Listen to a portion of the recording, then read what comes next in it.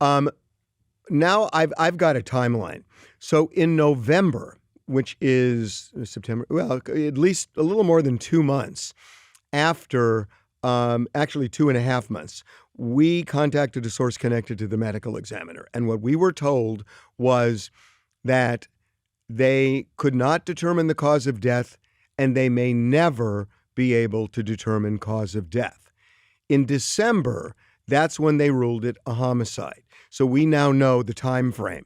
So we're told 2.5 months after her body's discovered that they haven't determined it and may never.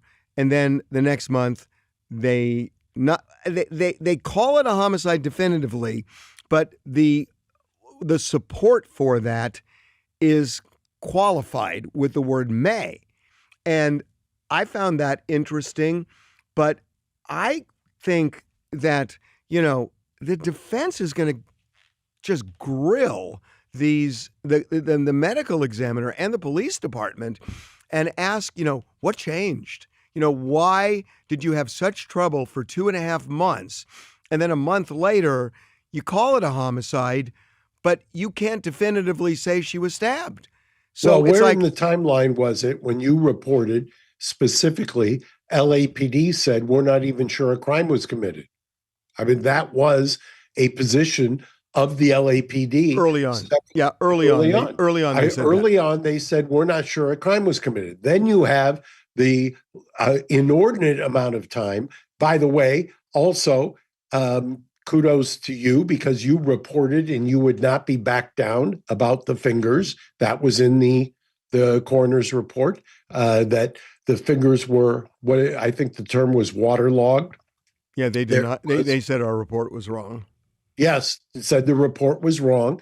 They also said it was an investigative grand jury. Well, they stood up in court. They, meaning Beth, stood up in court and said, not one, not two, 3 grand juries has seen evidence in this case. So all of you people who kept saying investigative grand juries, sorry to tell you, that was not, I told you in real time that was nonsense. It's still nonsense.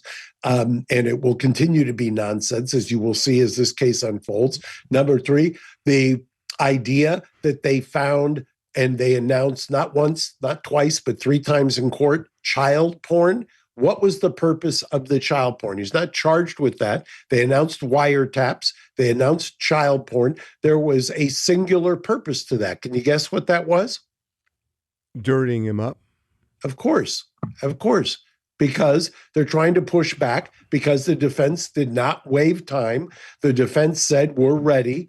Get your ducks in order. And who, by the way, as we discussed last week, who was it that's trying to garner more time right now? It's not the defense. It's the prosecution. Yeah, because, help me out here. If they would have gone to the grand jury and gotten an indictment, there would be no preliminary hearing. So given that they had 3 grand juries, why didn't they just go that route rather than doing what they did, to arrest him and then charge him? So this part is pure speculation. I don't think let me break this up. It's not pure speculation. Nobody has definitively given an explanation for this because, as I told you last episode, the LAPD called the DA's bluff. I don't care what the DA says about them being in lockstep. That's nonsense. Yeah, they quadrupled down on me on that and said you were wrong. Correct. And they've only got one problem. If that was wrong, what was the explanation? Remember, you and I talked offline about what is the legal strategy for having the LAPD arrest somebody without a warrant or without a criminal complaint or an indictment. I'm sorry for interrupting, but I asked that 3 times and they would not tell me.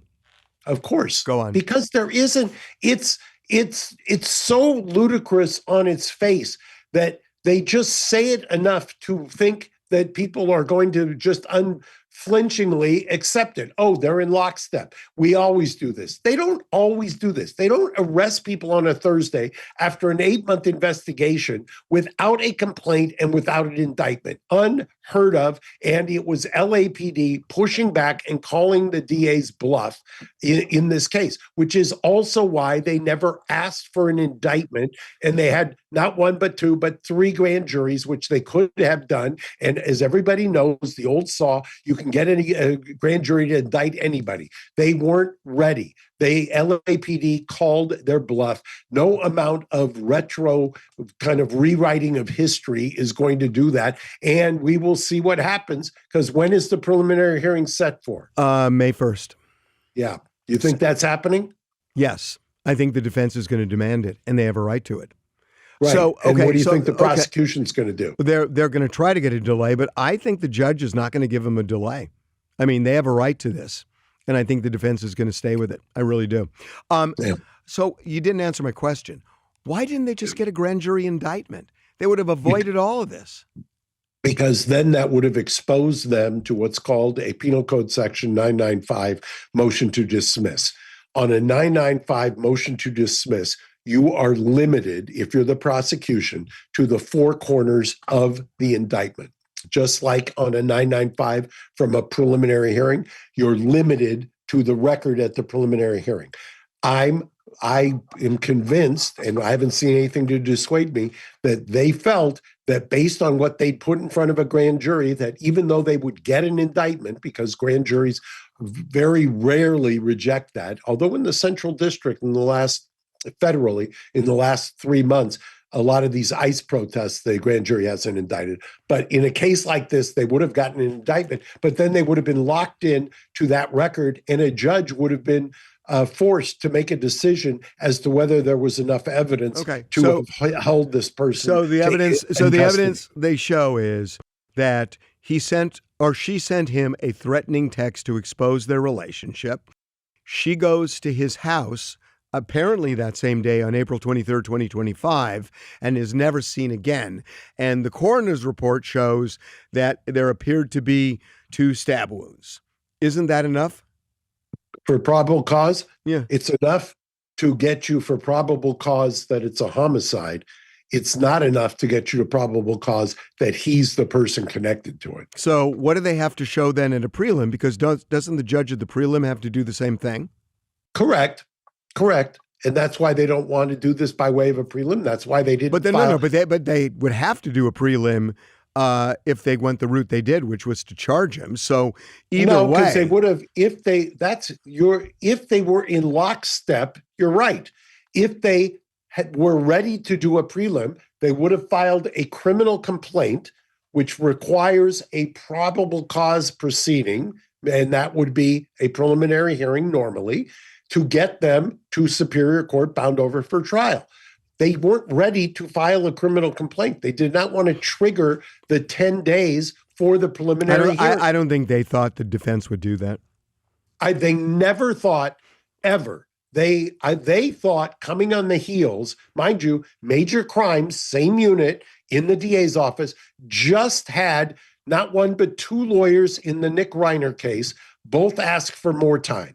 So coming on the heels of that, you're kind of reflexive. If you're the DA, you're thinking, oh, the defense is going to come in. We're going to dump 40 terabytes of information on them. They're going to say, we can't be ready, Your Honor. We need more time. We'll waive time. Give us 2 more months.